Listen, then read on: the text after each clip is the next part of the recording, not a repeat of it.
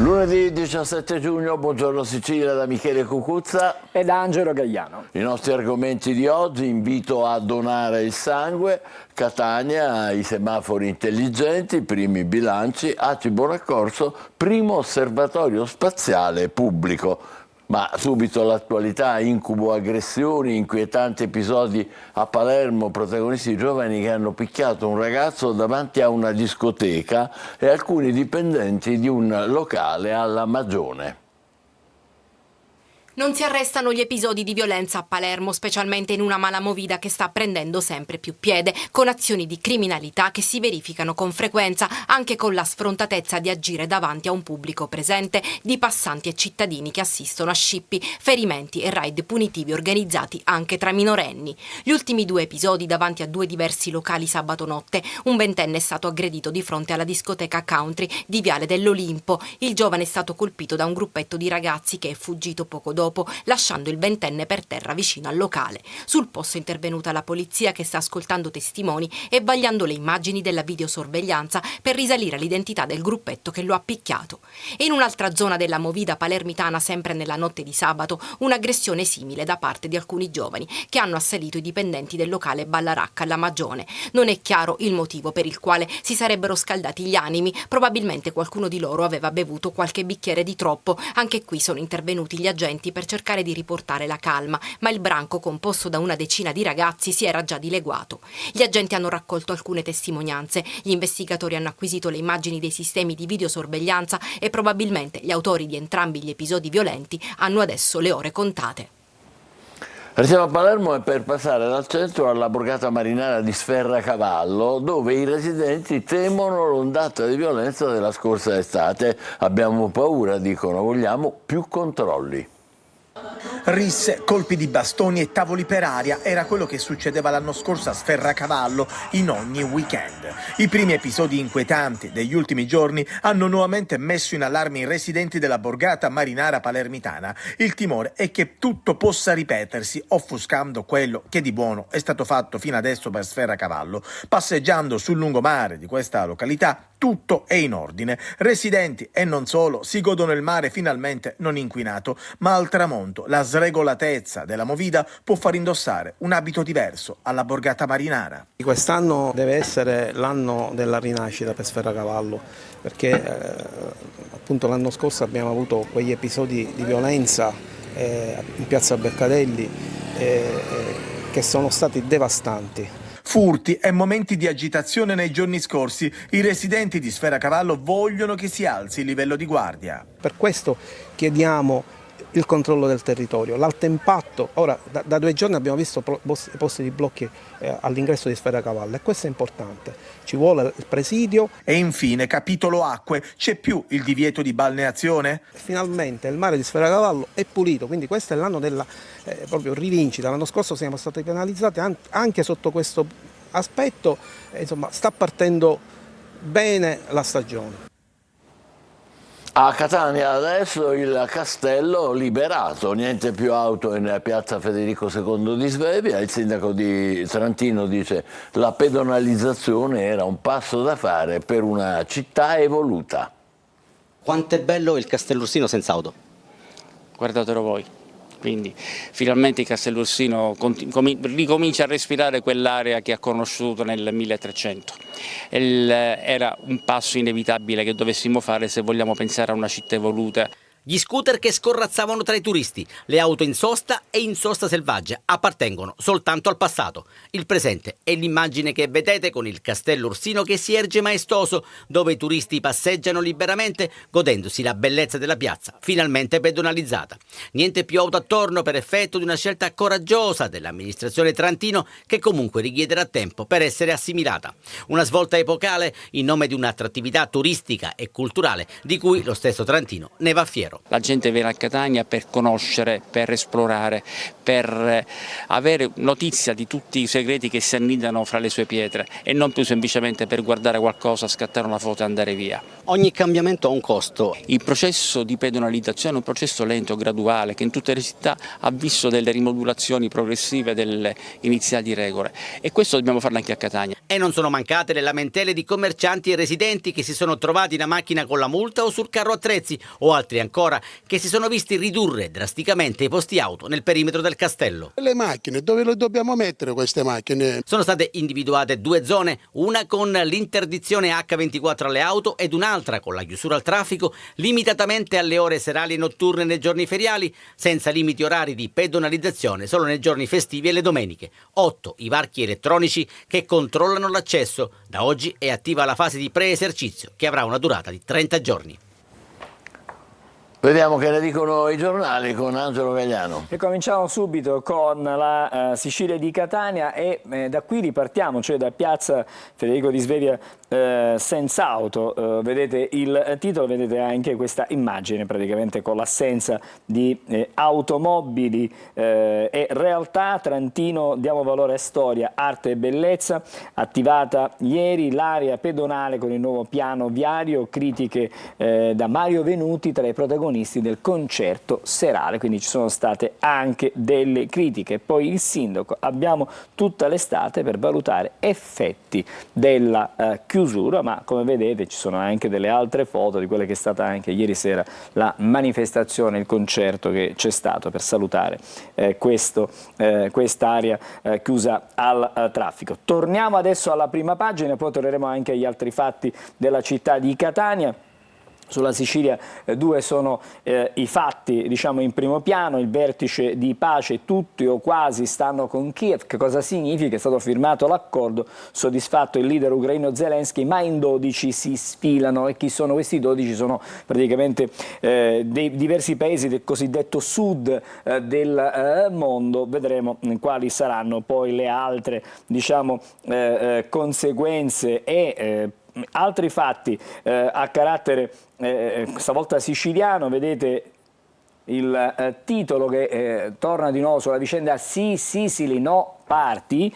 Turismo, la Commissione dell'Unione Europea ha chiuso i conti con la Regione, i milioni di spese irregolari su voucher e promozione, e c'è anche il buco di altri 9,5 milioni spesi. L'exit strategy adesso arriva all'ARS, bisognerà trovare una soluzione.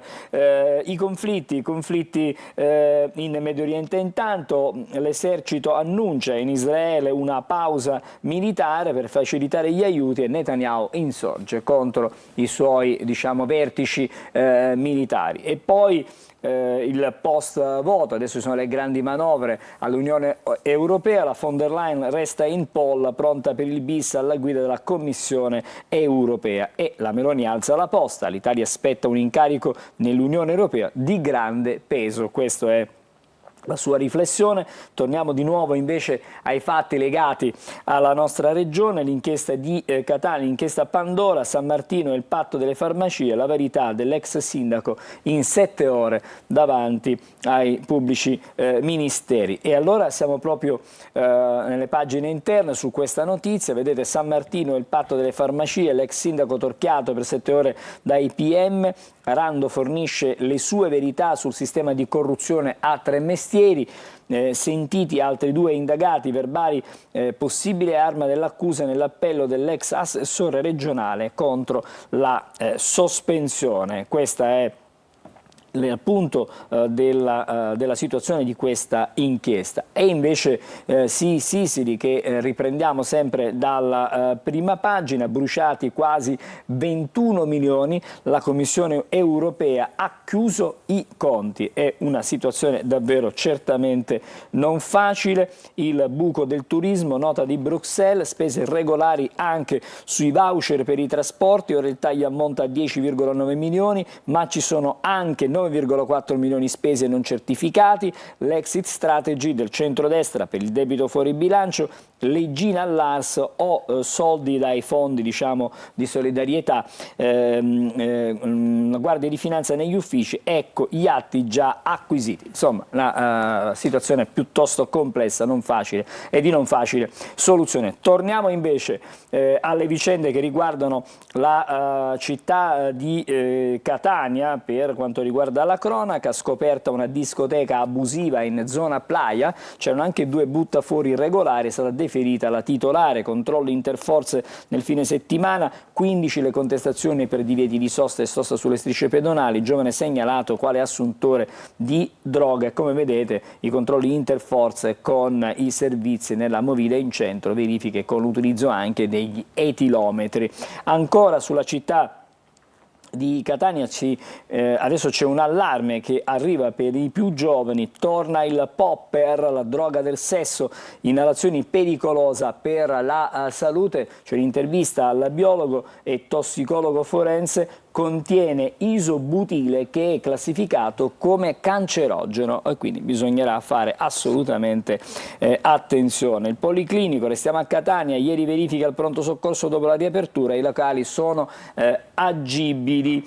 Lasciamo per il momento la Sicilia, ci torneremo fra non molto per le vicende di carattere sportivo calcistico. Siamo sul Giornale di Sicilia che torna di nuovo sulla emergenza, l'emergenza siccità, le dighe vuote conto alla rovescia, caldo e siccità aggravano la situazione, a metà luglio sarà inutilizzabile il Fanaco, ai primi di ottobre l'Ancipa, man mano a rischio anche altri invasi, in media portata dimezzata. La Regione, l'erogazione ridotta per allungare i tempi dell'esaurimento dei bacini, arriva un'altra ondata di afa con temperature piuttosto alte, si sfioreranno i 40 gradi nel corso della settimana e la crisi colpisce pure l'uva da tavola, 30% in meno, c'è l'allarme che viene lanciato da Canicattì ma anche dalla Catanese, vigneti in netta sofferenza ma la qualità si annuncia elevata. E ancora Procura di Catania, concluse le indagini su San Martino e altri 28, l'inchiesta che ha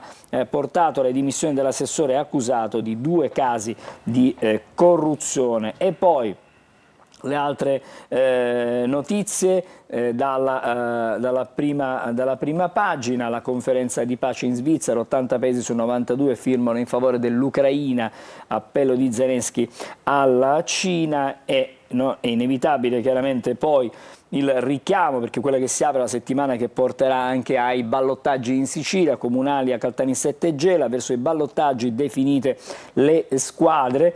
La cronaca, raffica di violenza a Licata, stavolta siamo in provincia di Agrigento, botta a una coppia, bloccata la banda. E ancora il giallo dell'imprenditore trovato morto, onorato, analizzati PC e 2 cellulari, completato l'esame tecnico sui file, la famiglia avanza la richiesta di avere una copia di tutto. In prima pagina poi c'è un richiamo allo sport, si parte con gli europei, inevitabile perché Luciano Spalletti, il nostro CT, assapora la gioia della rimonta, ma adesso c'è la Spagna, giovedì una prova importante per gli azzurri. Nelle partite di ieri l'Olanda ha ribaltato il match con la Polonia, pari tra Slovenia e Danimarca, la vittoria dell'Inghilterra nell'ultimo match della giornata. In casa Palermo è un cantiere, in tanti sono ai saluti, quelle che si aprono da qui alla metà del prossimo mese sono settimane importanti perché cruciali per allestire le squadre. La Pool Scudetto di Serie D, crolla il Trapani, niente triplete, secca sconfitta contro il Campobasso, la partita è finita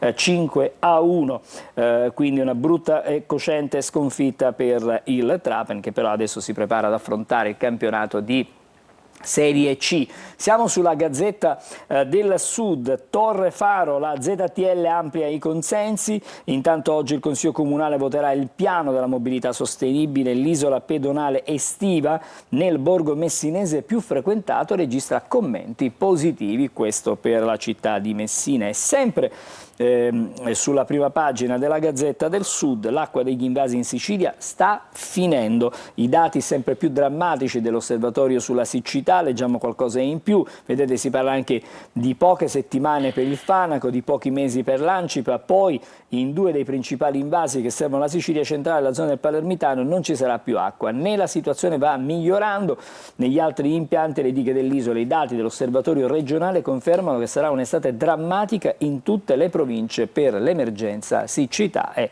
vedete anche la foto che è piuttosto eloquente, quello che mostra è praticamente un terreno arido, un bacino per la raccolta che praticamente a secco. E poi a Messina la traversata dello stretto di 12 paralimpici, sempre a Messina 20.000 fedeli in corteo al seguito del carro trionfale e poi ancora arrivano i primi risultati concreti dei grandi investimenti di RFI per raddoppio ferroviario dopo l'ultimazione di una delle tratte. E poi invece sempre sulla prima pagina ci sono i temi internazionali sulla Gazzetta del Sud, tutelare l'integrità territoriale ucraina, summit in Svizzera, il documento finale riafferma la priorità nel cammino verso la pace, pausa umanitaria intanto a Gaza, scontro fra Netanyahu e i vertici del suo esercito. Questo è il quadro che viene raccontato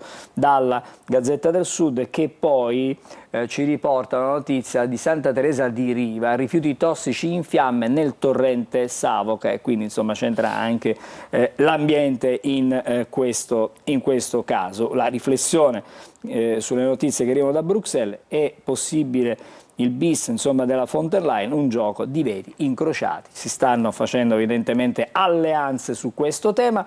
Come anticipato torniamo alle vicende di sport, calcio in particolare con il Catania che getta le basi per un ciclo ambizioso che porterà risultati.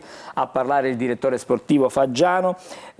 Su Toscano dice: stiamo lavorando per l'ufficializzarlo nelle prossime ore e chi arriverà in questo club sa bene che dovrà lavorare con la giusta mentalità, quindi a 360 gradi le parole del direttore sportivo del Catania. E allora diamo uno sguardo a quello che potrebbero essere le mosse di mercato del club guidato da Vincenzo Grella come vicepresidente, il club del presidente Pelligra.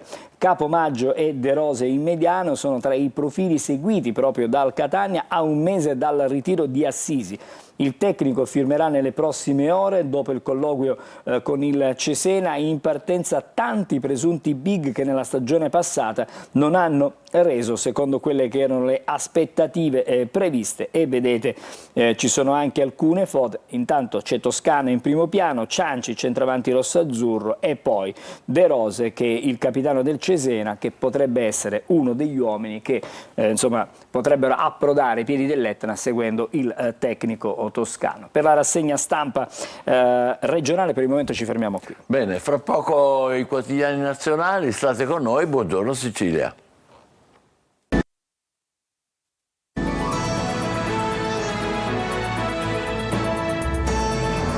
Buongiorno Sicilia, è il momento della rassegna stampa nazionale con Angelo Gagliano. Bene, ripartiamo allora con i giornali, i quotidiani nazionali, come dicevi, e i temi stamattina sono tra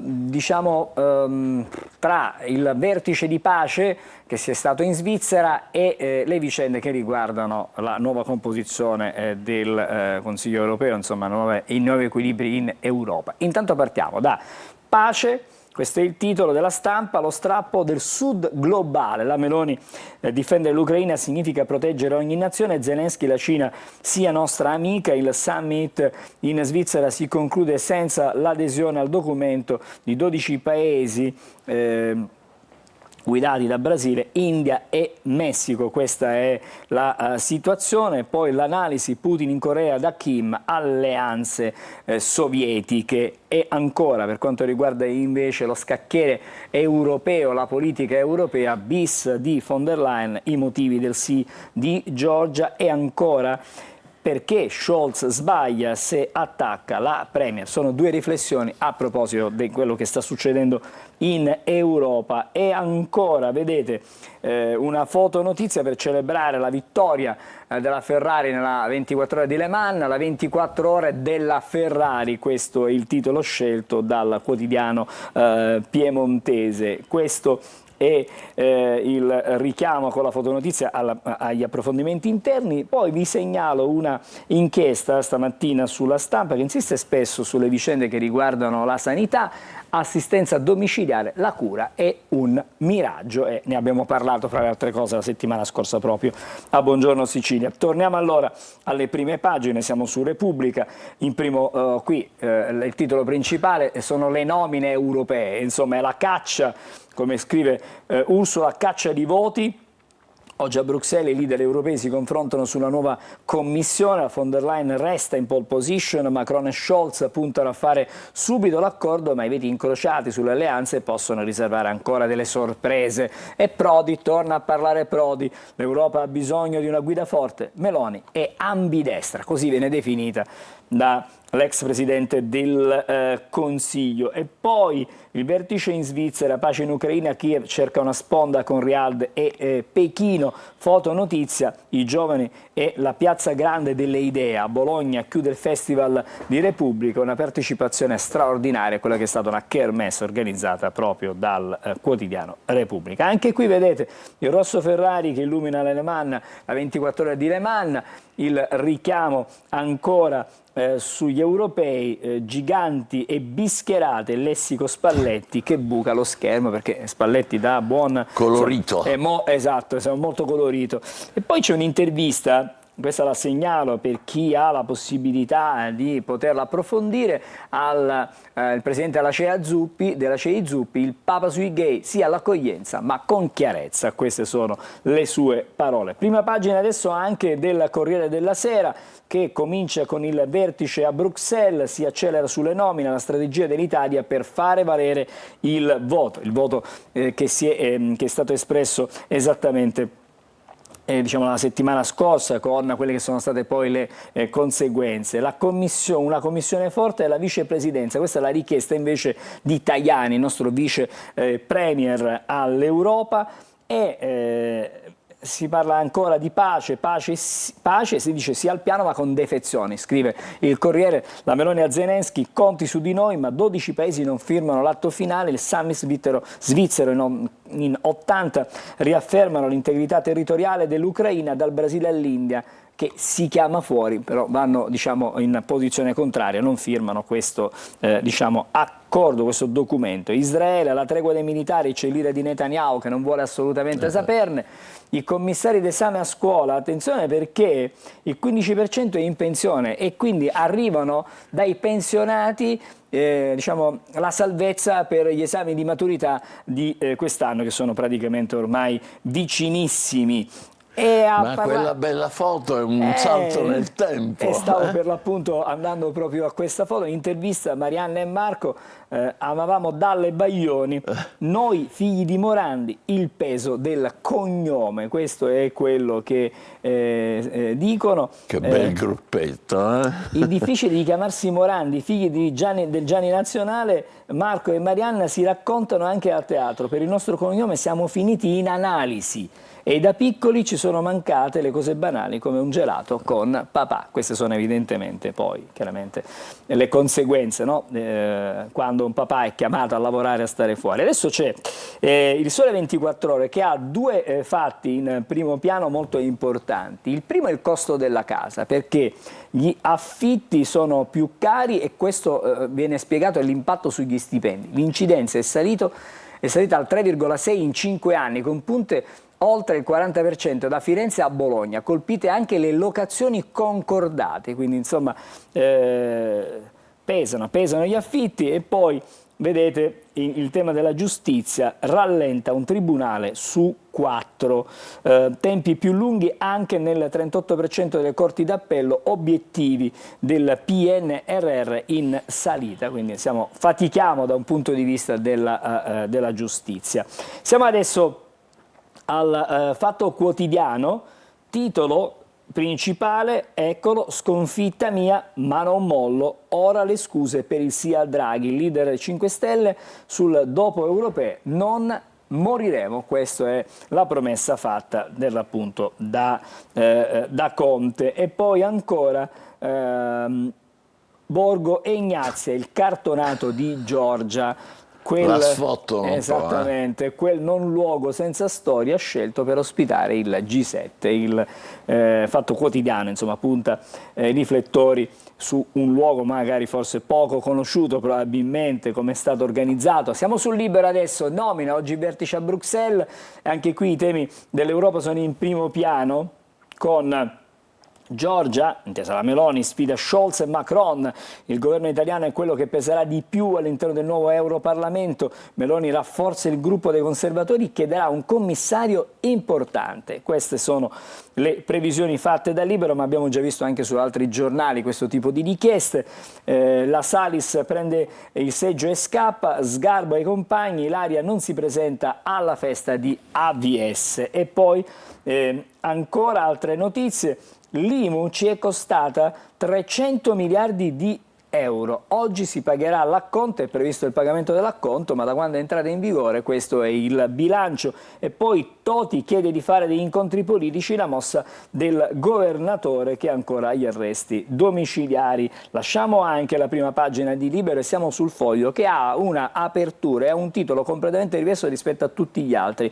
Chiamatemi Adolfo. Vedete il titolo dedicato al ministro Urso, in difesa di un soprannome. Abbiamo scritto Urs anziché Urso, e lui, che all'inizio l'aveva trovata una cosa simpatica, oggi si sente denigrato e chiede i danni. Ma la sua politica industriale, dirigista e statalista, resta più vicina a modelli sovietici che al programma del governo Meloni. Un attacco diretto fatto dal Foglio stamattina al ministro del Made in Italy. Siamo adesso invece sulla Verità, che ha, vedete, una retroscena. Così provarono a fare cadere il governo a 12 anni dalla morte di Scalfaro e a 12 mesi da quella di Berlusconi. Ruini rivela che l'ex Presidente della Repubblica chiese aiuto per schiantare Silvio. Per la CEI il capo di Forza Italia non era eversivo, se l'arbitro gioca la partita a maggior ragione serve il premierato. Insomma è una spinta verso quello che sarà, si discute in questi giorni chiedo scusa, in Parlamento. Qui torna il tema dell'imposta sulla casa. L'imposta sulla casa targata Monti ci ha già tolto 300 miliardi di euro. Questo è quanto scrive La Verità sulla prima pagina. Altri quotidiani, ma i titoli comunque sono pressoché identici, nel senso come i temi. L'Europa, eccolo qui il titolo scelto dalla Nazione, i leader alla prova delle nomine, oggi il vertice del PPE, la cena dei capi di Stato e Governo, il Partito Socialista Europeo accelera per la riconferma della von der Leyen alla Commissione, tra le carte di Meloni spicca Elisabetta Belloni che ha coordinato il G7. E poi vedete, non è l'ora della pace, fanno vedere anche, vedete, questo orologio, vedete insieme il presidente ucraino Zelensky con il presidente della Confederazione Svizzera, accordo a Lucerna per l'integrità territoriale dell'Ucraina, ma non firmano 14 paesi emergenti dall'India al Brasile. Qui sono 14, avevano detto 12 tutti finora. quanti scrivono 12, stavolta sono diventati 14. Sono spuntate adesso 14, siamo adesso in chiusura, abbiamo ancora due prime pagine da vedere. Intanto il quotidiano del Sud, giovani, il capitale che il Sud non può sprecare, questa è una riflessione che viene portata avanti dal quotidiano del Sud. E poi il secolo XIX, pace in Ucraina, il no di 12 del Sud globale al documento, e il monito dell'arcivescovo: non si fermi il lavoro, i timori di Monsignor Tasca per le ricadute dell'inchiesta sulla regione. Qui stiamo parlando di fatti estremamente locali, come chiaramente le vicende in Liguria. Per chiudere siamo alla Gazzetta dello Sport questa mattina, Principe Azzurro, così Barella si è preso tutta l'Italia, il titolo per riferimento al giocatore centrocampista della nazionale che ha fatto davvero una gran partita, il supereroe di Spalletti, sa fare tutto. Giovedì la prova da leader, centrocampista campo spagnolo va chiaramente affrontato con grande accortezza. Mi fermo qui. Bene, adesso diamo un'occhiata al tempo. Se dovete uscire con il nostro meteo, se rimanete a casa, come vi consigliamo, è il momento di seguire il nostro invito a donare il sangue. State con noi, buongiorno Sicilia. Ben ritrovati da Sofia Inglese di Trebi Meteo. Ci attende un lunedì con sole prevalente sulla nostra penisola, da segnalare solo un po' di variabilità sui rilievi alpini, ma senza particolari conseguenze in termini di precipitazioni. Vediamo ora nel dettaglio la Sicilia, sole assoluto protagonista nella giornata di lunedì, con venti deboli o regime di brezza lungo le zone costiere, mari calmi o poco mossi, da segnalare solo un po' di residua instabilità tra notte e primo mattino. Temperature massime in aumento, con punte che riusciranno anche a sfiorare i 32-33 gradi. Nel corso della giornata di martedì poco cambierà, sempre ampi spazi di cielo sereno con al più solo qualche velatura in transito. I venti saranno ancora deboli a regime di brezza lungo le zone costiere con mari calmi o poco mossi, temperature in ulteriore aumento, valori massimi infatti che localmente riusciranno anche a sfiorare i 34-35 gradi. Punte prossime ai 40 gradi a metà settimana, dettagli sull'app di Trebi Meteo.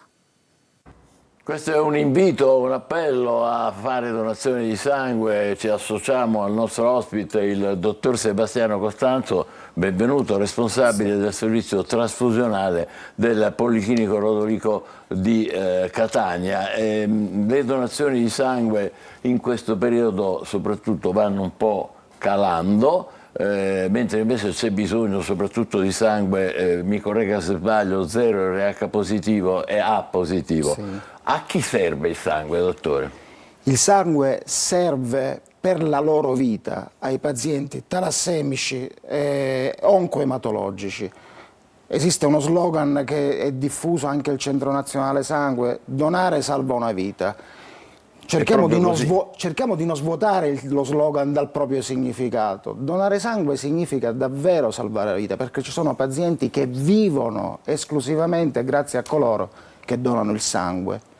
E chi volesse farlo, e speriamo siano in molti a partire da oggi, a partire da questi pochi momenti, dove ci si reca per donare sangue? A Catania, ma anche nelle altre città naturalmente? Nei servizi trasfusionali sono attivi, quindi presso i grandi ospedali Cannizzaro, Garibaldi e il nostro, il Policlinico, e i centri raccolta. Poi le associazioni hanno i loro centri di raccolta, sia fissi che mobili. Basta telefonare e informarsi con le varie associazioni su quelli che sono i calendari di raccolta. Ma io, se voglio fare una donazione di sangue, ascolto il programma e dico, beh, però lo vorrei fare, ma devo fare prima degli esami per essere sicuro? In Sicilia chi non ha mai donato deve fare il cosiddetto screening. Dal 2006 esiste questa norma per cui occorre prima fare degli accertamenti, sempre presso le stesse sedi di donazione. Ma è una cosa complicata? Assolutamente, consiste in un semplice prelievo di sangue in cui si verifica la quantità di emoglobina necessaria per la trasfusione e l'assenza di malattie che possono essere trasmesse ai pazienti, che quindi non devono essere presenti. Se invece ho già fatto donazioni? Coloro che hanno fatto donazioni possono tranquillamente donare ogni 3 mesi. I donatori uomini e ogni 2 volte l'anno, di solito ogni 6 mesi, le donatrici in periodo fertile. Bisogna arrivare ai digiuni? No, questo è un mito da sfatare. Alla donazione bisogna arrivare con una colazione leggera, la chiamiamo noi, cioè una colazione che non abbia grassi, che non abbia creme, che non abbia burro, perché questo in qualche modo rende poco appetibile il sangue poi per la lavorazione successiva. Quindi, però pane, burro, marmellata, tè, caffè, queste cose possono anche tranquillamente... Anche il tè e il caffè, sì. Perché no? Possono essere una granita, una granita. Ah, è ottimo di questo tè. Il latte no, perché contiene grasso e quindi il sangue si arricchisce di grasso. E ci si può assentare dal lavoro per chi ha impegni? I dipendenti pubblici usufruiscono della giornata di riposo, la giornata della donazione. Quindi è già previsto? È previsto dalla legge. C'è un diritto del lavoro, diritto previsto al riposo. Chi sono statisticamente quelli che donano di più? Per esempio i giovani sono sensibili, gli studenti? Questo è un grosso problema. l'invecchiamento della popolazione ci sta mettendo davanti a una criticità enorme, che è quella che lo zoccolo duro dei donatori ha un'età compresa fra i 45 e i 55 anni, quindi presto, perché il massimo di età è 65 anni, presto usciranno dal circuito donazionale e occorre il turnover, occorre che giovani entrino invece in questo circuito. Quindi occorre sensibilizzare la popolazione giovanile perché si accosti alla donazione. Da loro dipende la disponibilità di sangue nel prossimo futuro. Ma c'è un'età minima? 18 anni, 18 bisogna essere anni, maggiorenni. E massima? 65 anni. Quindi tra 18 e 65 anni. I donatori che donano periodicamente possono arrivare anche a 70 anni come tetto massimo. E noi come siamo messi in Sicilia, dottore, come donazioni? La Sicilia ha una situazione un po' variegata, nel senso che convivono nella stessa regione la provincia di Ragusa, che è una provincia virtuosa a livello nazionale, dove si dona tantissimo e che rappresenta in fondo il serbatoio di sangue per tutta la regione. Poi vi sono delle province come la nostra, che è al penultimo posto invece nel numero di donazioni, seguita dalla provincia di Messina. Queste sono le due province dove si raccoglie di meno. Il fatto è che a Catania abbiamo degli ospedali enormi, grossi, il Policlinico è un ospedale di riferimento non solo siciliano ma anche per il centro-sud, dove afferiscono un elevato numero di pazienti, molti hanno patologie complesse, molti richiedono la trasfusione. Quindi è necessario partecipare.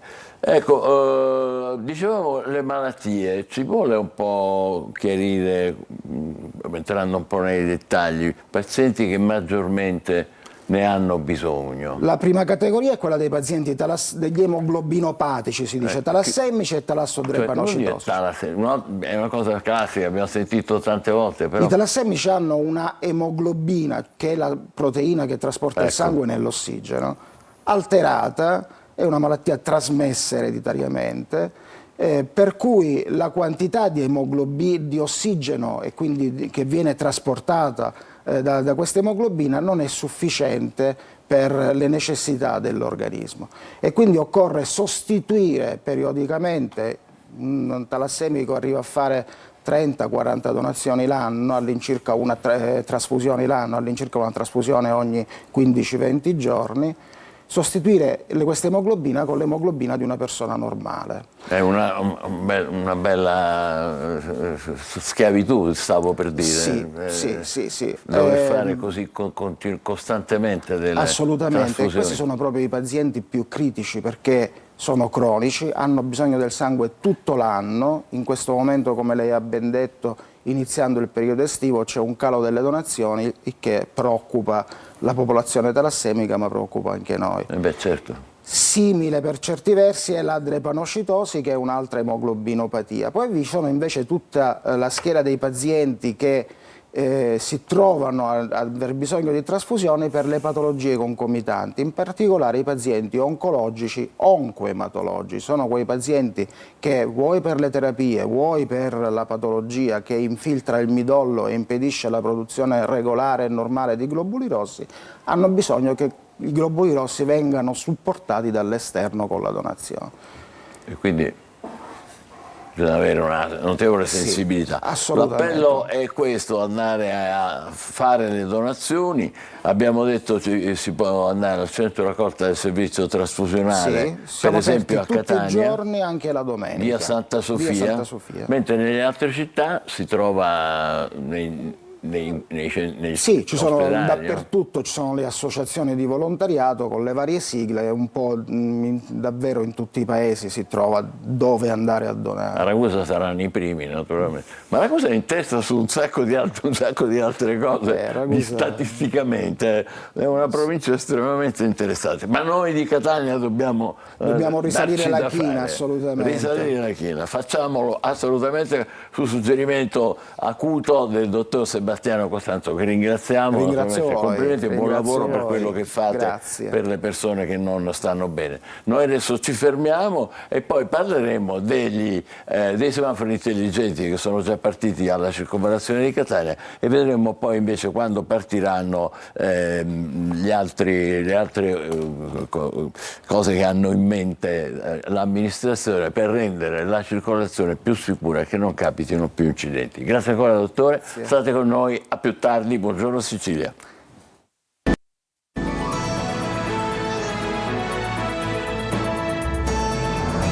Fresco del successo della pedonalizzazione di Piazza Federico di Svevia, il vice sindaco di Catania Paolo La Greca, bentornato. Buongiorno, È stata buongiorno a tutti voi. Una bella giornata per voi ieri. È stata una bella serata per la città, una bella serata, col concerto. Per i tantissimi canoni. Il concerto è stato molto bello e si inizia un percorso che naturalmente andrà monitorato con attenzione, perché non bisogna lasciare indietro nessuno, bisogna capire in questi mesi che verranno come funziona. Molti ristoratori sono un po' preoccupati, ieri fortunatamente era una giornata pienissima in tutti i sensi, quindi tutto è andato bene.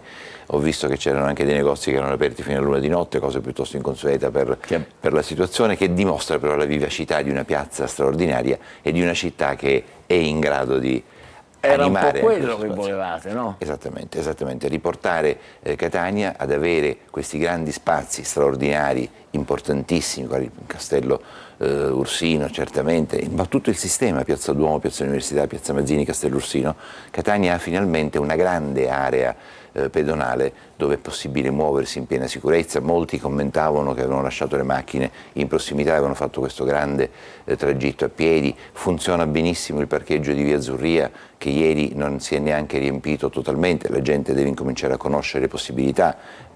Piazza Borsellino, che stanno partendo i lavori di adeguamento per ulteriori 35 posti auto, è già disponibile sia davanti la autorità portuale al porto, che i parcheggi lungo la via Dusmet sono già abilitati, quindi insomma, c'è una nuova offerta di parcheggi che naturalmente è soltanto l'inizio di ulteriori aree che stiamo cercando di definire. Ma vice sindaco, incrementerete o spingerete perché si incrementino i trasporti pubblici? Assolutamente. Perché la metropolitana è la bella notizia, ieri era aperta fino all'1 di notte, guardate che non tutte le città italiane ce l'hanno, e da ora in poi, il venerdì e il sabato, devo ringraziare la direzione dell'FCE, avremo un servizio di metropolitana aperto fino all'1 di notte. Anche questo è un dato sicuramente che ci inorgoglisce. Ma importanti sono anche le frequenze degli autobus. Sì, c'è in particolare la navetta che si muove dal parcheggio di via Plebiscito verso la piazza Federico di Svevia ogni 10 minuti, quindi anche questo è un'altra opportunità.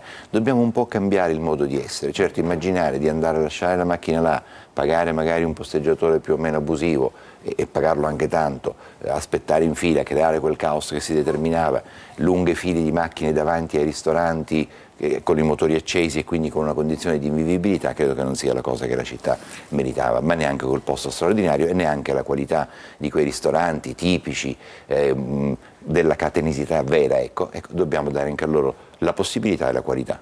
I semafori intelligenti come stanno funzionando qui alla circonvallazione di Catania? I semafori intelligenti stanno funzionando bene, noi catanesi ci stiamo abituando, siamo molto attenti al rispetto delle regole, devo dire, e quindi, o meglio di certe regole, non lo dice ironicamente, quando siamo preoccupati che queste determinino delle sanzioni. Ecco.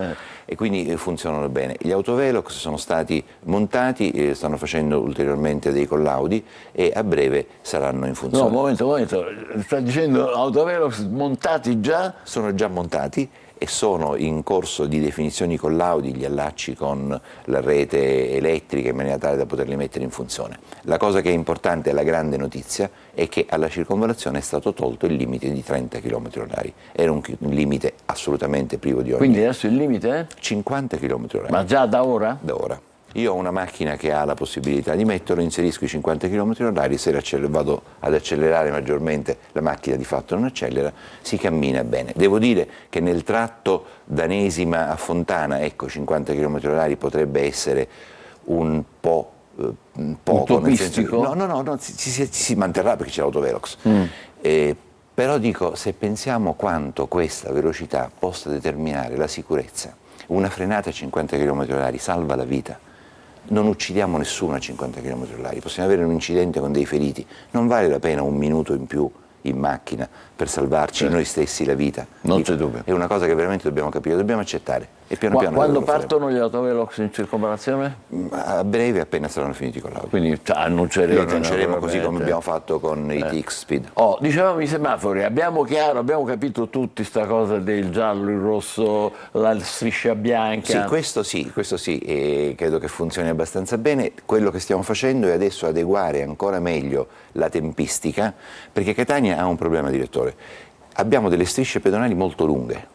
Molte città italiane ed europee tendono a ridurre la lunghezza delle strisce pedonali. Come? Con degli accorgimenti, allargando i marciapiedi, stringendo lo spazio carrabile nell'attraversamento del semaforo, perché c'è una norma che prevede che il giallo deve stare acceso per 1 secondo ogni metro. Quindi significa che se noi abbiamo una striscia pedonale di 20 metri dobbiamo tenere il giallo per 20 secondi e questo naturalmente crea dei problemi. Stiamo comunque provando soprattutto alla circonvallazione, a rimodulare la tempistica di attesa, che poi anche là il pedone si lamenta che aspetta molto, l'automobilista si lamenta che sta fermo per tanto tempo, è sempre una necessità, come in tutte le costruzioni di politiche pubbliche, di Poco fa compensare. abbiamo visto qualche immagine delle soste sulla striscia bianca, diciamo, di limite. Quello non è consentito. No, bisogna fermarsi esattamente alla striscia bianca. Prima della striscia bianca. Sì. Ecco, perché sennò gli parte la multa. Parte la multa, sì. La vedo preoccupata. Certo, come tutti, dobbiamo saperle bene queste cose. Quali altri trucchi dobbiamo sapere? Non c'è nessun trucco. Ecco, questo servizio che state vedendo adesso è perfetto, cioè la macchina si deve fermare sulla linea bianca, dà sicurezza al pedone, ma dà sicurezza anche a chi poi ha il tempo di poter attraversare con tutta sicurezza. Bene, lei è anche assessore alla mobilità, quindi come dire, questo è il suo cavallo di Stiamo battaglia. lavorando molto in questo. Quali altri progetti bollono in pentola? Abbiamo adesso tutta una definizione, di estensione dei TX Speed appena possibile. Questi sono questi sempre, questi qua difficili da dire, come si chiama? TX Speed. Impareremo un che giorno. Naturalmente aggiungono richieste anche da tante altre parti della città, perché la sicurezza è una domanda indispensabile. Vogliamo lavorare anche sulla, come dicevo, ridefinizione dei percorsi pedonali, delle strisce pedonali. Stiamo per montare il semaforo in corrispondenza di via Barraco, perché l'apertura della via Barraco naturalmente nasceva da un concetto in cui la circonvallazione la si voleva una specie di autostrada. Ecco, non è così, la circonvallazione è una strada a tutti gli effetti urbana, le fermate della metropolitana, Nesima, Fontana, determinano un flusso di traffico pedonale inimmaginabile prima, ma anche qui dico dal giornale alla Sicilia alla chiesa Madonna di Lourdes, tutto il sistema di cliniche, cioè è una strada che a tutti gli effetti ha una vita urbana, non possiamo definirla una strada di livello autostradale ovviamente, quindi va controllata, va tenuta sotto controllo e lo stiamo facendo con attenzione. Qui estenderete poi in altre strade? Assolutamente sì, Quali sono? Sia gli autovelox, ma sicuramente Vele Africa, sicuramente il lungomare, tutte strade che sono strade di scorrimento ma che devono diventare anche strade di assoluta sicurezza. È vero che c'è già una specie di centrale di coordinamento che vede un po' tutto? Certo, il Comando dei Vigili Urbani ha una centrale molto attenta in cui le varie aree di ZTL, le aree di controllo dei semafori, ma anche il sistema delle telecamere incomincia a diventare sempre più una realtà importante. Quindi abbiamo un vero e proprio grande fratello, ce l'abbiamo? Sì, ma ce l'abbiamo dovunque di quel grande fratello, quindi che ci sia anche per controllare la nostra sicurezza per strada mi pare un dato importante. È vero, tanto qua ci controllano, esatto, quindi possiamo tutto, farlo. Tanto vale farsi controllare anche strada, dice giustamente. Le volevo dire una cosa che so che vi fa arrabbiare, perché tanto l'avete smentita 100 volte: gli autovelox non servono a fare cassa. Ma se servissero a fare cassa li nasconderemmo, come purtroppo è successo in maniera tanto da determinare delle reazioni dietro degli oleandri o dopo una curva o dopo un tratto di rettilineo. Li appostereste, sono no? perfettamente visibili, sono anche molto belli, sono questo bianco e azzurro grandissimi, lo stiamo annunciando. Lo scopo è assolutamente quello di consentire a tutti noi di vivere nella nostra città una vita più sicura. Quindi questa è una cosa assolutamente Purtroppo c'era fuori. stata una tragedia con una giovane ragazza che ce ne sono state anche più di una. Perché è la velocità la causa, ancora anche in città più... Assolutamente. Avere un incidente grave a 30 km/h significa 9 volte su 10 rimanere in vita. averlo a 50 km/h significa 6 volte su 10 rimanere in vita, averlo a 70 km/h abbassa praticamente a zero la possibilità. Vedete, è logaritmica la cosa. Quindi la differenza fra 50 e 70 è molto importante. La velocità non c'è dubbio che è ciò che determina la morte sulle strade. Più della distrazione? La distrazione è la numero uno, ma quello è un dato sul quale naturalmente possiamo poco intervenire. Però io ricordo, bisognerebbe veramente obbligare ad una regola. Ricordate quando furono, noi ce lo ricordiamo, introdotte le cinture di sicurezza? Io mi ricordo che avevo una 500 e feci montare questa cintura di sicurezza perché era obbligatorio e si fece. Ecco, perfetto, siccome i telefonini lo possono fare, è possibile montare su ogni macchina un vocale che ci obbliga, ci consente di non avere il telefonino in mano. Questa è la cosa fondamentale, che nelle macchine moderne nessuno tiene più il telefonino in mano perché abbiamo l'interazione. Ma si può perfettamente fare in tutte le macchine, e proprio chiunque viene visto con un telefonino in mano deve essere veramente sanzionato, almeno con un ritiro. Ma credo che il codice della strada nuovo da questo punto di vista è veramente molto molto severo. Vedremo. Fortunatamente. Complimenti allora, grazie per tutte le sue informazioni. Buongiorno ai nostri ascoltatori. Grazie al vice sindaco Paolo La Greca, facciamo una breve pausa e tra poco andremo ad Aci Bonaccorso, dove hanno costruito un primo osservatorio spaziale pubblico, aperto a tutti, è una novità assoluta. State con noi, buongiorno Sicilia.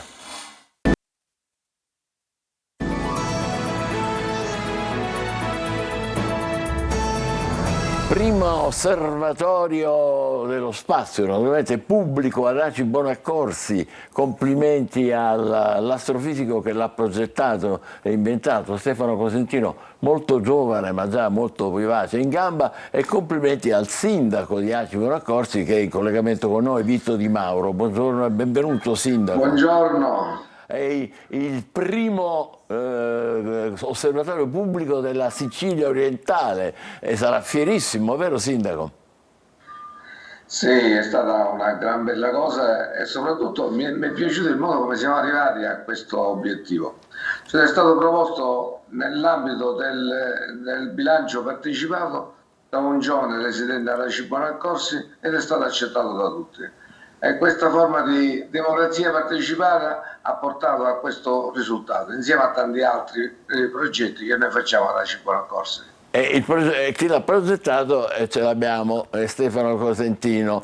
Dove l'avete piazzato? Allora, l'osservatorio si trova al Parco Lucchesi Ramondetta di Aci Bonaccorsi e l'abbiamo realizzato con l'associazione di cui faccio parte, che è il Gruppo Astrofili Catanesi, con la quale ho iniziato il mio percorso nell'astrofisica e nell'astronomia. Si distingue per la cupola, naturalmente. Esattamente. Cioè, chi non sapesse lo vede. Si riconosce, è giusto specificarlo. Eccolo qua. Esatto, qualcuno l'ha scambiato per un chioschetto, in realtà è una cupola astronomica. Caspita. Che sostanzialmente può alloggiare un telescopio fino a 30 cm di diametro e permette in qualche modo di dare una vista del cielo stellato a tutta la cittadinanza, oltre a consentire agli astrofili di fare la propria attività. Ma sembra piccolino, in quanti si può entrare? Allora, al momento può fare entrare 2 o 3 persone alla volta. Nel momento in cui alloggeremo anche la colonna, lo spazio aumenterà e potremo fare entrare fino a 4 o 5 persone. Benissimo, e qui infatti vediamo la folla che ha partecipato e che naturalmente non ha mancato con grande curiosità. Sindaco, è costato caro? Come sono questi ragazzi astrofisici qua? Sono costosi oppure no? Sì, è stata veramente una bella avventura conoscere questi ragazzi pieni di passione per gli astri e tutto quello che sta attorno alla conoscenza dell'universo. Ecco, trasferire un po' della loro conoscenza agli alunni di Aci Bonaccorsi, ai cittadini di Aci Bonaccorsi, mi è sembrata una cosa molto bella da fare. E quindi insieme all'osservatorio abbiamo anche un'aula mediatica dove poter fare le lezioni, abbiamo coinvolto con un progetto in parte finanziato dallo Stato l'associazione per fare dei corsi proprio ai ragazzi dai 7 ai 14 anni e insieme ai ragazzi verranno le loro famiglie. Perché questo sapere possa essere condiviso in famiglia. Beh, davvero, è una bellissima aspirazione e ispirazione. Ma lei progettava questo da quando era ragazzo? Allora, com'è la storia? Io ho iniziato, come dicevo, con il gruppo Astrofili Catanesi ad interessarmi alle tematiche astronomiche e soprattutto nella divulgazione dell'astronomia e delle conoscenze scientifiche. Poi ho proseguito i miei studi andando all'università qui a Catania, ora sono attualmente un dottorando dell'Università di Catania al Dipartimento di Fisica e sto vedendo come sia possibile, una volta essersi formati, realizzare dei progetti che coinvolgono l'intera comunità. È stata un'emozione infatti durante l'inaugurazione vedere bambini, nonni avvicinarsi a volte per la prima volta a un telescopio e vedere la Luna. È stata una vera e propria emozione. Ecco, ma scusi l'ignoranza, da quelle parti lì, Aci Bonaccorsi, che cosa si vede in modo particolare? Allora, il sito si trova appunto in un parco che ha poche luci, diciamo, dirette, a differenza magari di Catania dove è difficile trovare uno spazio buio. Quindi questo è già un fattore di vantaggio. È un diciamo. vantaggio che noi abbiamo trovato proprio nel comune all'interno di questo parco. Quindi non è casuale anche la scelta, Esattamente. Meglio i luoghi meno illuminati, no? Esattamente, ma allo stesso tempo è un luogo che è vicino al centro di Aci Bonaccorsi, vicino al cuore della comunità e quindi permette quantomeno di dare la possibilità a ragazzi e a famiglie di arrivare più facilmente. A differenza magari di osservatori che sono ma uno più una lontani. volta che si piazza là dentro, esatto, una volta là dentro, soprattutto cosa può allora, una volta là dentro noi possiamo fare osservare ai ragazzi i pianeti, le stelle. Questo sabato abbiamo fatto osservare la Luna e tutti i suoi crateri, e, in particolar modo perché quest'estate non vedremo purtroppo pianeti, ma nei prossimi incontri noi faremo anche osservare nebulose e ammassi, che sono sostanzialmente oggetti ancora più lontani che possono essere osservati solo con telescopi sufficientemente grandi, come quello che metteremo quello nella lì cupola.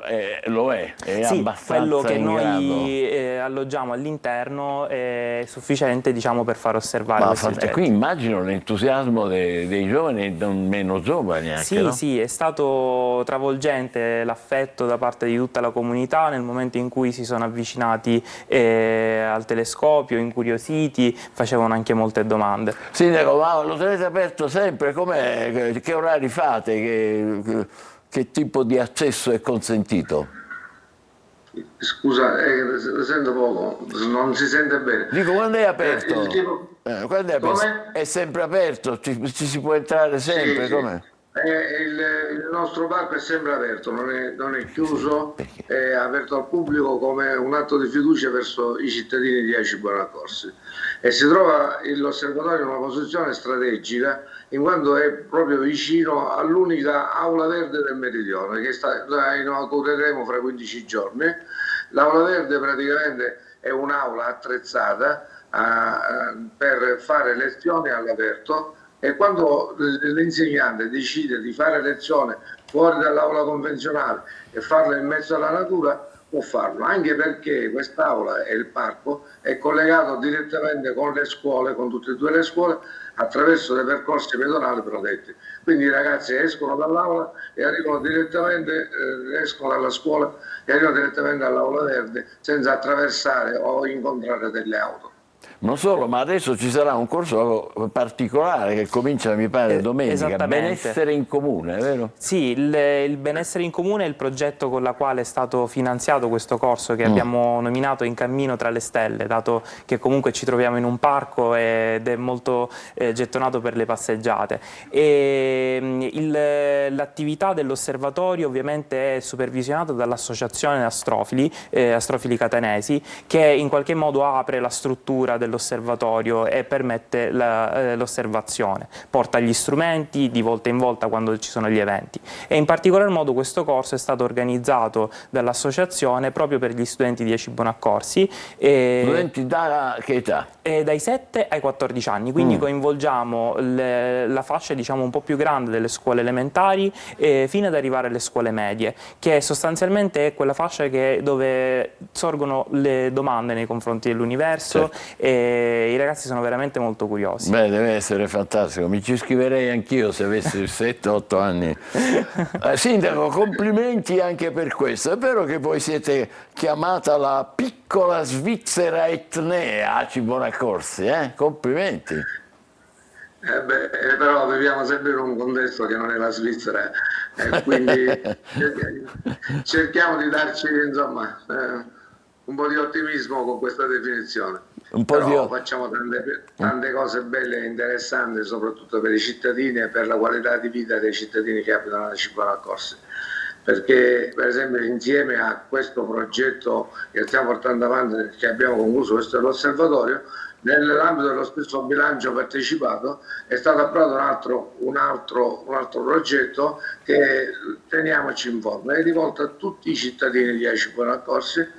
Abbiamo tantissime adesioni e il comune di Aci Bonaccorsi attraverso questi fondi paga il dietologo per dare la dieta giusta alle persone che lo vogliono, paga l'attività fisica per mantenersi in forma con il personal trainer ad ogni cittadino che lo richiede, e l'attività agonistica, cioè per poter fare il corso di ballo oppure camminata assistita che noi facciamo tutto l'anno per tenere in forma i nostri cittadini. Ma allora anche questo ci dobbiamo trasferire tutti a Aci Bonaccorsi per tenerci in forma, Sindaco, una bellissima iniziativa. È un po' difficile contenere tutta Catania, comunque davvero complimenti. Lei è molto modesto, ma le cose che fate sono delle cose bellissime. Per chiudere, è stato complicato però far arrivare tutta la roba necessaria, vero? È stato il lavoro di diversi mesi in cui abbiamo collaborato a stretto contatto con l'amministrazione comunale.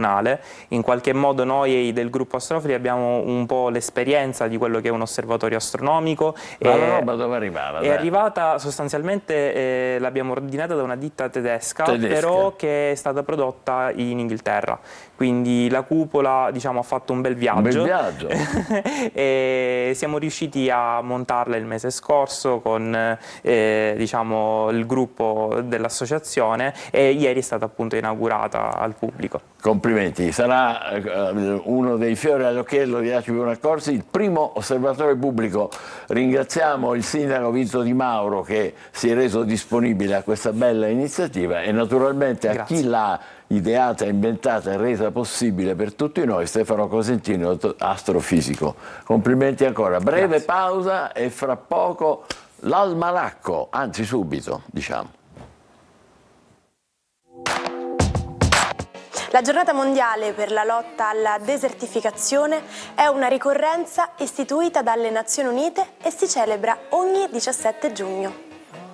Il suo scopo è quello di far conoscere nuovi modi per prevenire la desertificazione, promuovere e sensibilizzare l'opinione pubblica sul degrado del suolo, l'approvvigionamento del cibo e dell'acqua, la tutela della biodiversità e la sicurezza delle popolazioni messe a rischio da questo fenomeno.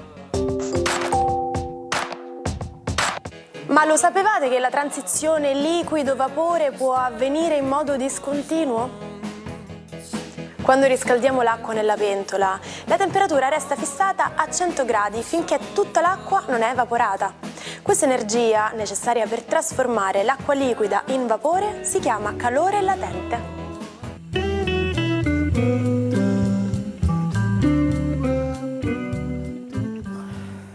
Ma chi non ha bisogno di telescopi? Noi ce l'abbiamo, ed è Marco Amato che è in collegamento con noi alle prese con la sua bellissima tazzina di caffè, che non assomiglia proprio a un osservatorio. No. Buongiorno Michele, buongiorno Angelo, buongiorno Sicilia e buon inizio settimana. Oggi una tazzina d'argento dedicata alla Luna, proprio perché i pianeti cominciano a spostarsi nel segno del Cancro, quindi volevo rendere omaggio così al percettibile astro. Allora, non avendo bisogno di telescopi, perché a me bastano le effemeridi e quindi studiare le coordinate del cielo, oggi vi volevo raccontare, iniziando la settimana in musica, vi volevo raccontare dei Coldplay, un gruppo musicale che a me piace moltissimo e che proprio in questi giorni è di nuovo alla ribalta. Beh sì, proprio perché sta uscendo il loro nuovo album e già un singolo ha spopolato ad Atene, che era On My Love, e ha reso tutti fibrillanti, ma il singolo nuovo che si aspetta è quello dedicato a I Feel Like Falling in Love. Io mi sento come se fossi di nuovo innamorato. Ed ecco che una romantica altra canzone dei Coldplay, che si spera chiaramente essere un successo, sta di nuovo accendendo i cuori di tutti i fan. Ovviamente ci sono date per tutta una serie di concerti e il loro capitano Chris Martin festeggia sicuramente questo rinnovato e ritrovato successo dopo qualche tempo di assenza. Ebbene, qual è il segreto del successo in questo caso? Le stelle ci vengono in soccorso spiegandoci che Chris Martin è un pesci. I pesci sono il segno zodiacale più portato per le arti, per la musica e per la danza. È un segno ipersensibile, possiede tutte le virtù nettuniane e quindi un pianeta di grande ispirazione ed empatia. Possiamo immaginare le arti come delle muse che danzano su un Parnaso, e i pesci sono assolutamente a livello vibrazionale il segno zodiacale che più di tutti è capace di creare delle atmosfere romantiche. E beh, i Coldplay ce ne hanno regalati tanti, soprattutto nelle interpretazioni del bravissimo e affascinantissimo Chris Martins. Ma i pesci perché stanno vivendo questo periodo così bello? Proprio perché, parlandovi di astrologia, ecco, i pianeti si stanno spostando nei segni d'acqua. Questa è la settimana del solstizio, quindi il Sole entrerà in Cancro giovedì, ma già ad inaugurare l'inizio della settimana sono proprio Mercurio, il pianeta della comunicazione, e la bella Venere, la dea della bellezza e dell'amore, che entrano nel romanticissimo segno quarto della Luna, il segno zodiacale del Cancro. Quindi viva i segni d'acqua, Cancro, Scorpione e Pesci sono i protagonisti di questo periodo dell'anno. Ebbene, Mercurio e Venere donano loro comunicazione, ritrovato sentimento e soprattutto anche la piccola fortuna nelle cose che hanno a che fare con la casa, con l'ambiente e il gruppo lavorativo, proprio perché il Cancro rappresenta sempre il campo di azione in cui ci muoviamo. Cosa fanno gli altri segni zodiacali? E beh, se va bene agli Acqua, Toro e Vergine sono assolutamente avvantaggiati da questa configurazione in Cancro.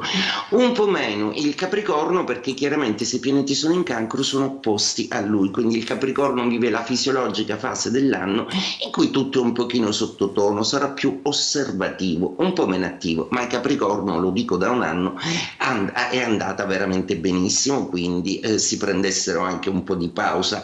Cosa succede ai Fuoco, che chiaramente sono più svantaggiati rispetto alla presenza dei pianeti in acqua?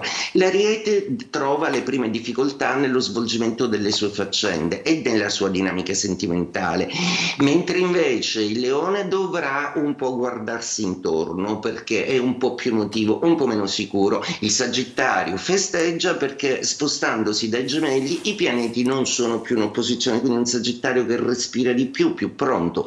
E per ultimi gli Aria, il segno zodiacale della Bilancia e dell'Acquario, perdendo l'appoggio di Venere e Mercurio, si fanno meno comunicativi e meno affettuosi, mentre invece i Gemelli trovano questi pianeti nella loro secondaria, quindi diventano un po' più oggettivi e anche un po' più fortunati economicamente. Quindi forza Gemelli, avete pure Giove dalla vostra parte, pensate un po' all'economia.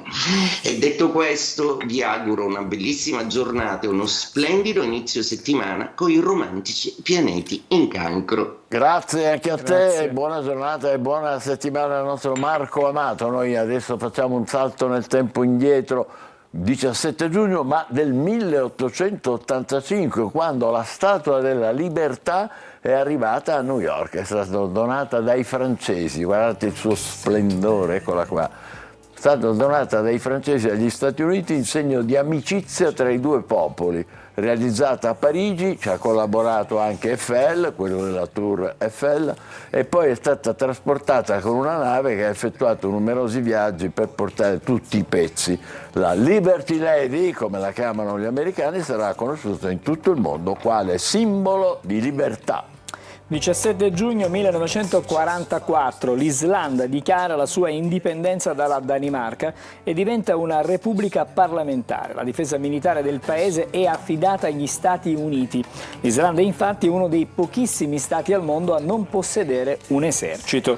E il 17 giugno del 1970 a Città del Messico si gioca la semifinale dei campionati del mondo di calcio Italia-Germania. Si affrontano duramente fino a tempi supplementari, tenendo tutti con il fiato sospeso. La partita finisce 4-3 per l'Italia, che dopo 32 anni è di nuovo in finale tra i festeggiamenti di tutti gli italiani nelle varie città. Questa verrà ricordata come la partita del secolo. Andiamo indietro al 1972, il 17 giugno del 72, avete visto Nixon? Comincia lo scandalo Watergate. Che succede? Che 5 funzionari della Casa Bianca hanno scassinato gli uffici del Partito Democratico che si trovava al Watergate Hotel. Ecco il nome dell'albergo dove c'era il centro elettorale dei democratici, scassinato dai repubblicani di Nixon. Nixon risulta immischiato nella vicenda, vengono a galla numerose attività illegali, crolla la fiducia nella figura del Presidente, i giornalisti del Washington Post si danno da fare in maniera strepitosa e alla fine lui è costretto a dare le dimissioni, il potere della stampa. 17 giugno 1983 viene arrestato, questa è la foto, Enzo Tortora, il famoso presentatore televisivo per associazione a delinquere di stampo camorristico e traffico di droga. L'innocenza del giornalista verrà riconosciuta dalla stessa magistratura che aveva coinvolto solo dopo anni di carcere ingiustamente scontati. Ed il 17 giugno ma del 1994 O.J. Simpson, uno dei più grandi giocatori di football della storia, famoso anche come attore, viene arrestato dopo un inseguimento sulle autostrade di Los Angeles, un inseguimento ripreso in diretta TV seguito da 100 milioni di telespettatori. L'accusa di avere ucciso la sua ex moglie Nicole Brown e un suo amico. Siamo al 17 giugno del 2005, gli Zero Assoluto lanciano Semplicemente in radio, è un brano prodotto dallo stesso gruppo. Il rimpianto per un amore che avrebbe potuto esistere e non potrà mai più diventare realtà è diventato in breve tempo un grande successo commerciale radiofonico in Italia e ha passato 28 settimane dalla top 20 della classifica dei singoli. Vi lasciamo con Semplicemente Zero Assoluto, augurandovi buona giornata e buon appuntamento a domani.